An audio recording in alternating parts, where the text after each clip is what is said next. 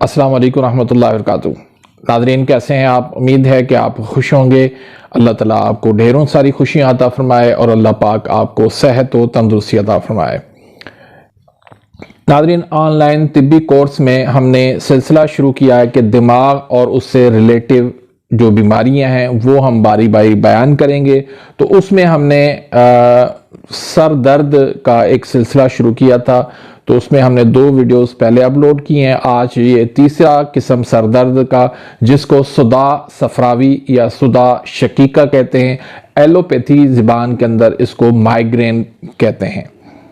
صداع صفراوی یا صداع شقیقہ دماغ اور اعصاب کا ذاتی درد نہیں ہوتا، بلکہ یہ دونوں خلطِ صفرا کی کثرت اور دماغ کے غدی پردوں کے سوزشناک اور تحریک میں آنے سے ہوتے ہیں۔ دماغ کی دراصل کمزوری ہوتی ہے۔ صداع صفراوی اور صداع شقیقہ یہ دراصل دونوں الگ الگ درد ہیں، لیکن چونکہ دونوں کا تعلق جو ہے وہ صفرا سے ہے، حرارت کی زیادتی سے ہے، حرارت کی شدت سے ہے، اس لیے ہم انہیں الگ الگ سمجھنے کے بجائے ایک ساتھ ہی ہم بیان کریں گے۔ یہ درد ناظرین بائیں طرف نصف پیشانی میں ہوتا ہے۔ ایلوپیتھی میں مائیگرین کہتے ہیں، اس کو صفراوی درد سر بھی کہتے ہیں۔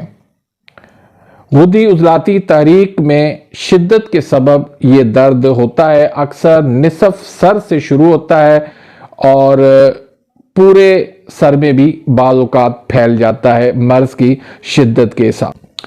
تو جیسے جیسے سورج طلوع ہوتا ہے اس کی حرارت بڑھتی جاتی ہے، اس کے اندر شدت آتی جاتی ہے گرمی کی، تو ویسے ویسے یہ مرض جو ہے وہ بڑھتا جاتا ہے اور اس کے اندر تکلیف سر کے اندر وہ بڑھتی رہتی ہے۔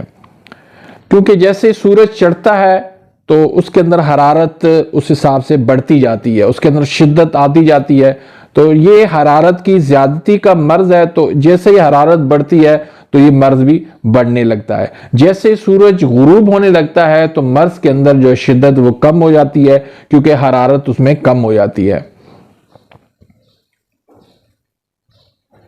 تو ناظرین، شدت درد کی وجہ سے سر چکراتا ہے، جی متلاتا ہے، آنکھوں کے سامنے چنگاریوں سی اڑتی نظر آتی ہیں۔ اکثر سر کے بائیں طرف یہ درد ہوتا ہے، لیکن شدت سے پورے سر میں یہ پھیل جاتا ہے اور پورے سر میں یہ محسوس ہوتا ہے۔ مریض کو شدت درد کی صورت میں کیا کرنا چاہیے کہ آپ تاریک کمرے کے اندر اس کو آرام سے لٹا دیں، اور تیز روشنی کسی طرف سے بھی آتی ہو تو وہاں سے آپ کپڑا دے کر اس کو بند کر دیں۔